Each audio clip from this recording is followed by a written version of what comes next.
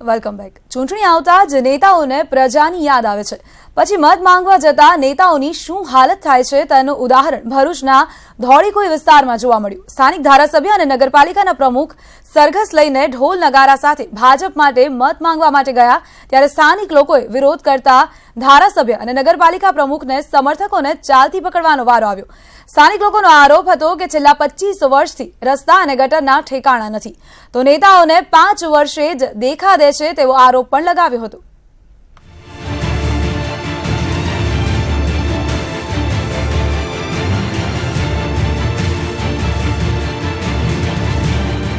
લોકસભાની ચૂંટણીમાં મતો મેળવવા માટે ભાજપના નેતાઓ ઘરે ઘરે ફરે છે, ત્યારે ગુરુવારે ભરૂચ શહેરમાં ધારાસભ્ય દુષ્યંત પટેલ, નગરપાલિકા પ્રમુખ સુરભી તમાકુવાલા, જિલ્લા ભાજપના મંત્રી દિવ્યેશ પટેલ સહિતના નેતાઓ પ્રચાર કરવા માટે ઢોલ નગારા સાથે પસાર થતા હતા, ત્યારે ધોળકુઈ વિસ્તારમાં રહેતા સ્થાનિક લોકોએ નગરપાલિકા પ્રમુખ અને ધારાસભ્ય વિરુદ્ધ નારેબાજી કરીને ઘેરી લીધા હતા અને તેમના સરઘસને અટકાવ્યું હતું, કારણ કે નગરપાલિકાના પ્રમુખે આ વિસ્તારમાં કોઈ કામ નથી કર્યા અને રોડ રસ્તાની સ્થિતિ બદતર છે, ત્યારે તેમને મત માંગવા આવવાનો કોઈ હક નથી।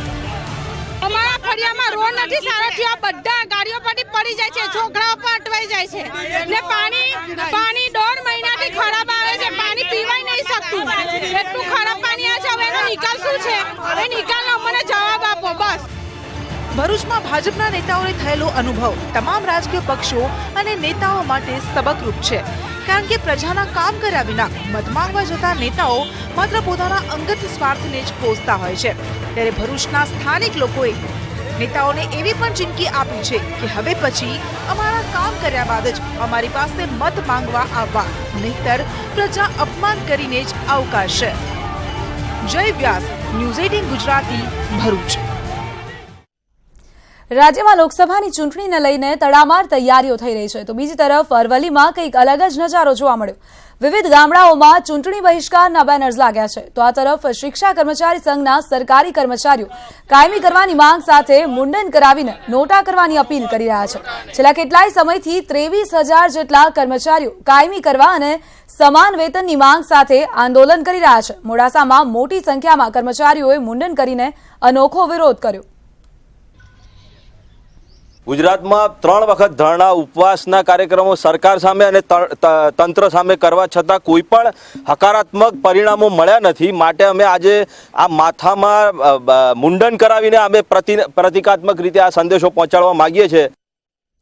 છોટાઉદેપુરના બોડેલીના ધરોલિયા ગામે પોલીસે દારૂ બનાવતા અડ્ડાઓ પર રેડ પાડી અને 90 લીટર દારૂના જથ્થાનો નાશ કર્યો।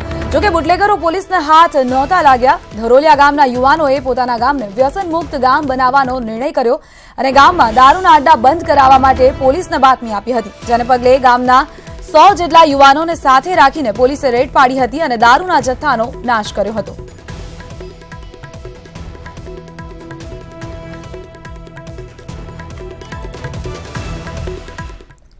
સુરતના પાંડેસરા વિસ્તારમાં એક કાર ચાલકે રાહદારીઓને અડફેટે લીધા, જેમાં 4 રાહદારીઓને ઈજા પહોંચી છે। નજરે જોનારા લોકોનું કહેવું છે કે કાર ચાલક દારૂના નશામાં હતો। અકસ્માત બાદ કાર ચાલક કાર મૂકીને ફરાર થઈ ગયો છે। આ ઘટના બાદ સ્થાનિકોમાં રોષ જોવા મળ્યો અને તેઓએ કારના કાચ તોડ્યા હતા। જોકે પોલીસને ઘટનાની જાણ થતાં ઘટનાસ્થળ પર પહોંચી ગઈ હતી અને કારને પોલીસ સ્ટેશન લઈ જવાઈ હતી। તો અજાણ્યા કાર ચાલકના વિરોધમાં ગુનો નોંધીને પોલીસે ફરિયાદ દાખલ કરી છે।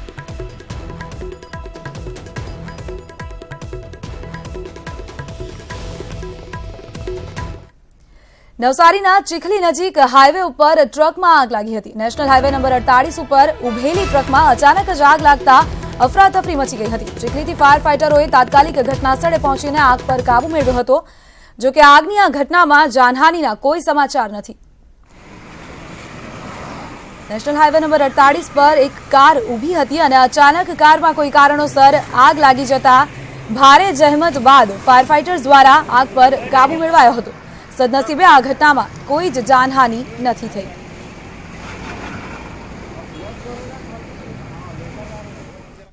સુરતના કતારગામ વિસ્તારમાં રહેતા એક હીરા વ્યાપારીને છેલ્લા 3 દિવસથી ખંડણી માટે ફોન આવી રહ્યો હતો.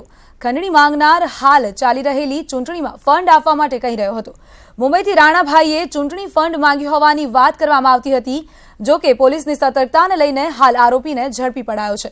સુરત ખાતે કતારગામ વિસ્તારમાં રહેતા તળશીભાઈ માર્ગ ઉપરથી પસાર થઈ રહ્યા હતા. તે સમયે એક વ્યક્તિ દ્વારા તેમને રસ્તા પર રોકવામાં આવ્યા હતા અને પોતાના મોબાઈલમાં તેમના પુત્રનો ફોટો બતાવીને 50 લાખની ખંડણીની માંગ કરવામાં આવી હતી. ત્યારે તળશીભાઈએ આ પ્રકારના ફોન આવતા હોવાનું પોલીસને જણાવ્યું અને તપાસ કરતા સાવન નામના એક આરોપીની ધરપકડ કરાઈ છે.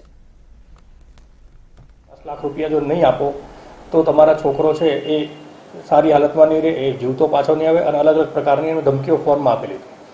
આ વ્યક્તિએ પોતાનો એકાઉન્ટ નંબર પણ આપેલો હતો કે એ એકાઉન્ટની અંદર 50 લાખ રૂપિયા ડિપોઝિટ કરાવો.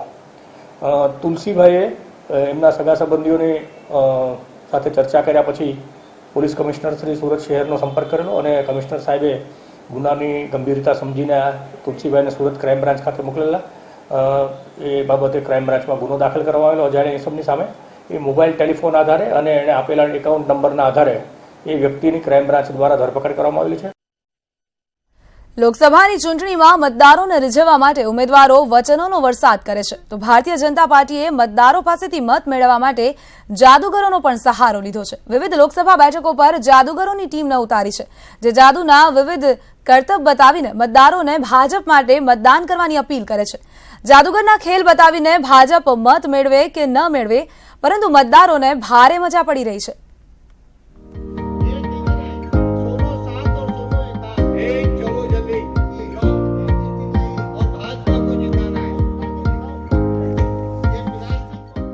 સામાન્ય રીતે કોઈ નેતાની સભામાં મતદારોને બોલાવવા માટે પાર્ટીને પરસેવો પડી જતો હોય છે, કારણ કે એક જ બીબાડાળ ભાષણ સાંભળવાથી મતદારો કંટાળી જતા હોય છે.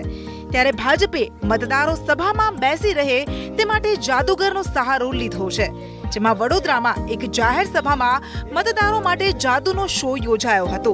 તો જામનગરમાં જનતા વચ્ચે જઈને જાદુગરે શો કરીને ભાજપ માટે મત માંગ્યા હતા, જેના કારણે જનતાને અને ભાજપના કાર્યકરોને मनोरंजन પણ મળી રહે છે. मेरा गांव महाराष्ट्र नागपुर है. मैं वहाँ से चुनाव प्रचार के लिए गुजरात में आया. हमारा पूरा टीम लगा है यहाँ पर. अपने जामनगर के अंदर में हमारा 2 पार्टी है, जो हमारी पूनम बहन की ओर से, पूनम बहन की तरफ से है, जो आपके हमारे हर गलियों में, वार्ड में जाकर, हर मोहल्ले में जाकर, हर नगर में जाकर हम आपको जादू का कार्यक्रम दिखाना चाहते हैं, यानी प्रयोग दिखाते हम लोग. तो जागरूक करते हैं कि आने वाली 23 तारीख को कमल छाप का बटन दबाकर हमारी पूनम बहन को भारी से भारी बहुमतों से विजय बनाना है.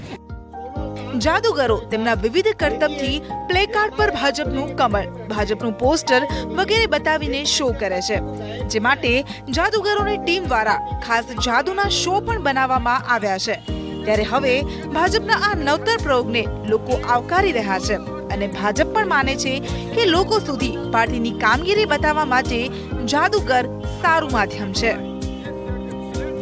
વડોદરાથી ફરીદ ખાન સાથે રવિ બુદ્ધદેવ, ન્યૂઝ 18 ગુજરાતી, જામનગર. અને હવે વાત કરીએ પાણી માટે ફેરાની.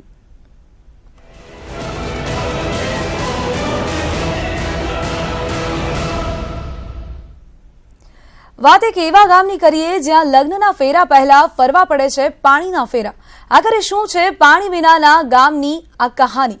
લગ્ન સમયે પાણીની મુશ્કેલીથી કેમ છે ગામ લોકોમાં ચિંતા? જોઈએ આ ખાસ અહેવાલમાં.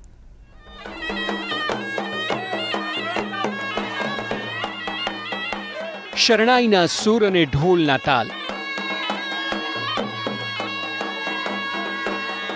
આ દ્રશ્યો જોઈને તમને લાગશે કે અહીં કોઈ લગ્ન પ્રસંગ છે, પણ પ્રસંગમાં મુશ્કેલીની એક વાસ્તવિકતા છુપાયેલી છે. આ એક એવું ગામ છે જ્યાં લગ્નના ફેરા પહેલા પાણી માટે ફેરા ફરવા પડ્યા. જી હા, નસવાડીનું આ જાંબુ ઘોડા, જ્યાં એક દીકરીના લગ્ન હતા. લગ્નની તૈયારીઓ પૂરજોશમાં ચાલી રહી હતી. એક બાદ એક મહેમાનોનું આગમન થઈ રહ્યું હતું. તમામ લોકોના મોઢા પર એક હરખની લાગણી હતી, પણ બસ ન હતું તો માત્ર પાણી. તમે સાચું સાંભળ્યું કે આ ગામમાં દીકરીના લગ્ન હતા, પરંતુ તેના ઘરે પીવા માટે પાણી નહોતું. મહેમાનોને પીવડાવવા પાણી ન હતું, તેથી જાન આવે તે પહેલા ઢોલના તાલ સાથે આ મહિલાઓ બાજુના ગામમાં પાણી ભરવા જઈ રહી છે. અને મહેમાન આવે અને આપણે લોટો પાણી આપવું તો કેવી રીતે આપવું, એટલે છે ને અમારે પાણીની બહુ તકલીફ છે, અમને પાણી આપો. તમને આ દ્રશ્યો જોઈને દુઃખ જરૂર થશે કે ખુદ દુલ્હન પાણીની શોધમાં નીકળી છે. જેના લગ્નની શરણાઈઓ વાગવાની છે તે જ દુલ્હન ઢોલ નગારા સાથે હેન્ડપંપ પર પાણી ભરવા આવી છે અને પીઠી લગાવેલી યુવતી ખુદ હેન્ડપંપ ચલાવી રહી છે કે જેથી તેના ઘરે આવેલા મહેમાનોને પાણી પૂરું પડે. પાણી આપવા અમને જો પાણી આપવાને તો ડોટિંગ આપશું તો નહીં આપીએ. અમારા છોકરાને ઢોર બધા તરસે મરે છે. અમારે પાણી જોશે અને રોજનો ઝઘડો થાય છે અમારે બહેનોને બોરિંગે. બોર પર લાંબી કતારોમાં ઉભેલી આ મહિલાઓ જે પાણી ભરવા માટે પોતાના વારો ક્યારે આવે તેની રાહ જોઈ રહી છે.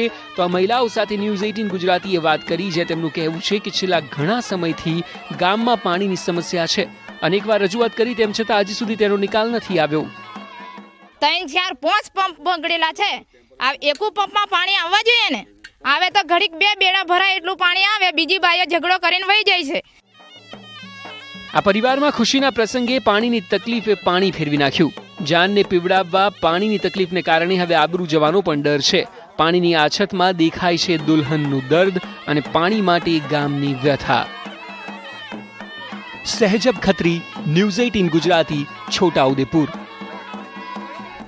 સમગ્ર રાજ્યમાં આકરી ગરમીનો અનુભવ થઈ રહ્યો છે. રાજ્યના 12 જિલ્લાઓમાં ગરમીનો પારો 40 ડિગ્રીના પાર પહોંચી ગયો છે.